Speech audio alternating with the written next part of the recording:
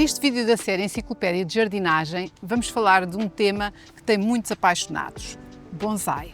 E por isso estamos aqui no sítio ideal para falar deste tema, na Luz ao Bonsai e com um grande especialista, o Jorge Mendes da Silva, que nos vai falar de tudo, ou quase tudo, aquilo que precisamos de saber para aprender a cuidar do nosso bonsai. Jorge, obrigado por nos receber aqui. Teresa, por nos visitarem. E vamos falar um bocadinho sobre o que é um bonsai, não é? A palavra significa árvore em vaso, não é? A origem. De forma generalista, qualquer árvore, ao viver num vaso, poderia ser um bonsai, sendo que o vaso vai ter que ter determinadas características, não pode ser um vaso de plástico, tem que ser um vaso que tenha características estéticas e horticulturais que permitam que a árvore viva lá. Como é que apareceu esta arte e com que finalidade?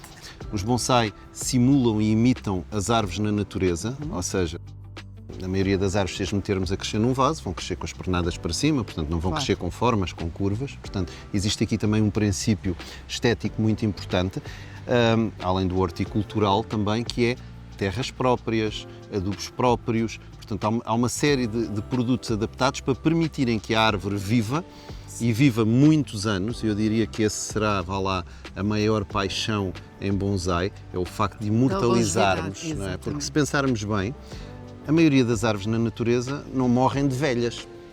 Morrem de barragem, de autoestrada, de incêndio, de praga, de fungo, mas há oliveiras com 2000 anos. Sim. Pronto, se calhar vão viver 2000 mais. Em bonsai nós conseguimos colmatar todas essas coisas. Teoricamente não lhe falhamos com a água, não lhe falhamos com os nutrientes, podámo-la consecutivamente para aproximar as folhas que transformam os nutrientes das raízes. Portanto, uma das coisas que faz a árvore ao crescer é afastar este circuito. Sim. Se houver pragas, combatemos. Portanto, esta imortalidade em torno de uma coisa tão longe, eu penso que tenha sido uma das coisas que também atraiu originalmente.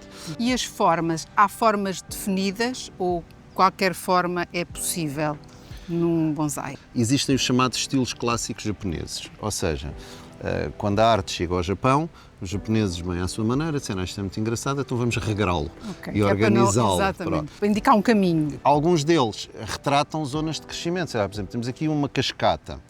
E aqui tem um contrassenso que é uma cascata de laranjeira. Sim, mas isso pronto. Normalmente as laranjeiras não crescem assim, cascata, mas não deixa de também esteticamente ser bonito. Sim. Mas uma cascata é uma árvore que cresce no cimo de uma montanha, não é? Numa zona muito alta. Se adapta. E que está protegida, ao fim e ao cabo, pela própria montanha.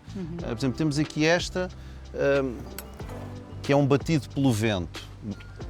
Ao fim e ao cabo, é uma planta em que, se nós olharmos, conseguimos imaginar, sentir os ventos dominantes, não é? Deste lado. Todo este lado da planta está morto, não é? Porque era um lado muito exposto.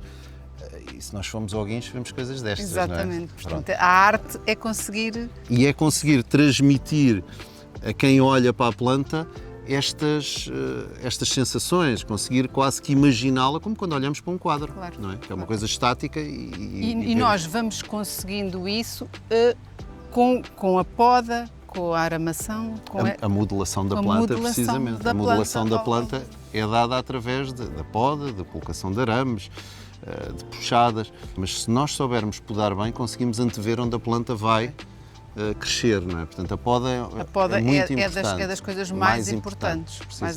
Em bonsai. Então, podemos começar por aí. Tentando não complicar, existem diferentes tipos de poda. Um deles, que é o que vamos fazer agora, é a poda de manutenção. Qual é a ideia? Visa manter a forma da planta. Sim. Com isto conseguimos várias coisas importantes. Uma delas, concentrar a energia. Porque vejam, temos aqui um exemplo, isto é uma macieira, como árvore que é, ela quer ser grande. Portanto, esta parte é muito forte e estas são sempre mais fraquinhas. Portanto, quando nós cortamos esta parte, dizemos a energia vai para baixo e distribui-te uniformemente. Portanto, esta é uma das coisas importantes, é distribuir energia. A segunda das coisas é manter a folha também pequena, naturalmente pequena. Quanto mais a pernada se alonga, maiores vão sendo as folhas, maiores vão sendo os espaços chamados entre nós. Sim. Se deixarmos crescer muito, a folha começa a crescer cada vez mais. E perde a proporção e não gostamos. Exatamente. A outra é a chamada compactação, é o efeito sebe. Cortamos, brota, ou seja, cortamos este brote, divide-se em dois, cortamos 2 em 4. Portanto, podar não é só estética, tem esta parte horticultural. Falando então da manutenção. consoante a folha da planta, claro que há As podas são diferentes. Portanto, aqui claro. estamos a falar de uma folhosa, uma macieira. Esta planta é de folhas ímpares, não é? Pronto. Sim. Mas sejam ímpares, sejam pares, cortamos 2, 3, 4, 5 milímetros, depende, acima da folha ou do par de folhas. Isto porquê? Perdão. Porque temos aqui na axila da folha um gomo. Um gomo, Pronto. sim. E o que queremos Quando é ela estimular o axilar. Claro que quando eu lhe corto a ponta, vou estimular este, vou estimular, portanto, a dominância está aqui, se eu cortar aqui vou estimular 2 ou 3. sim. Por vezes as pessoas cortam assim, abaixo, e o que é que faz? Não vai brotar nada aqui, vai ficar cheio de pauzinhos, Pois é. feios. Portanto, ao podarmos, também podemos podar bonitinho, não é? E agora, sem complicar muito, é aqui que se eu quiser antever para que lado a planta cresce, se eu cortar, imaginemos, aqui virado para fora, eu sei que vai crescer para lá. Para lá. Se eu cortar virado para dentro, vai crescer para mim. cá. Portanto, provavelmente depois a planta, em vez de ficar bonita e larga, vai ficar cada vez mais fechada. Portanto, quando cortamos, nós olhamos e antevemos para onde crescer. As pessoas às vezes cortam mal e depois vou colocar um arame para corrigir, quer dizer, não faz sentido, não é? Sim, Pronto. exatamente. Portanto, se Mais chegarmos vale aqui, podar bem, não é? precisamente, devolvemos-lhe a forma. Isto também é uma forma de controlarmos pragas.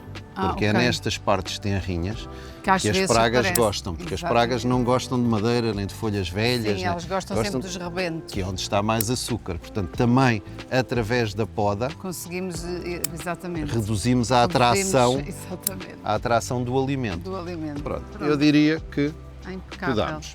Um pinheiro tem um sistema que são agulhas, não é esta altura do ano, mas se nós chegarmos à primavera, há uma altura em que estas agulhas se Começam esticam. a crescer, Pronto. sim. Nessa fase em que elas estão tenras, partimos-las. Ao partirmos a agulha, quando começa a alongar, antes das agulhas se esticarem, vai acontecer isto depois. Veja que aqui foi partido e de uma vela nasceram 4 ou 5 ou 6 gominhos. Vamos ter o mesmo conceito, Ou seja, divide-se.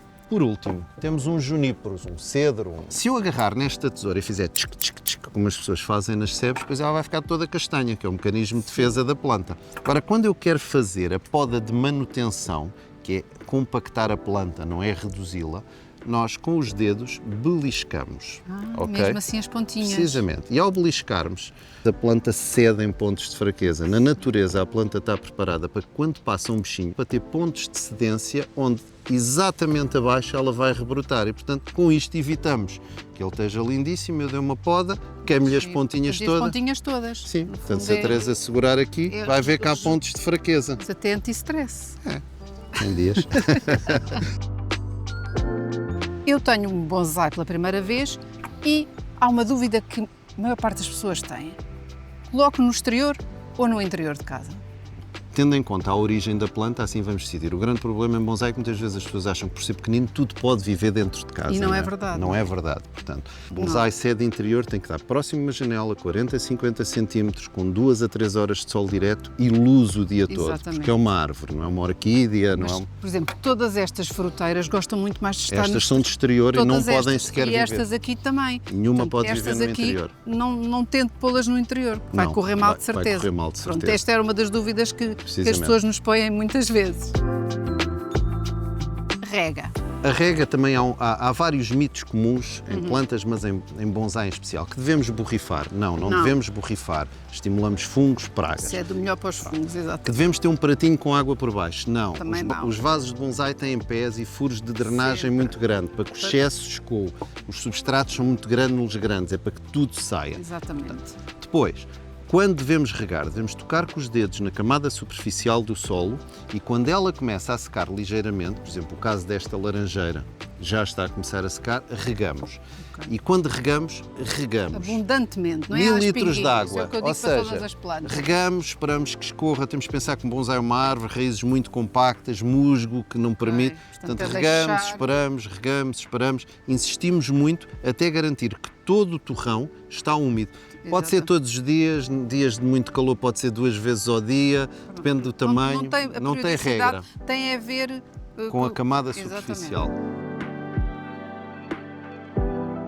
Em bonsai o princípio é dar pouco muitas vezes, ou seja, Ok. adubos em que a sua carga nutricional esteja reduzida, mas várias vezes, porque se damos doses muito grandes, facilmente salinizamos e queimamos as raízes. E durante que períodos é que é mais importante adubar? Falando assim de forma genérica, começamos no início da primavera e depois vamos até à final da época de crescimento. Por base, devemos usar um adubo completo, um adubo que tenha todos os nutrientes, específico para bonsai.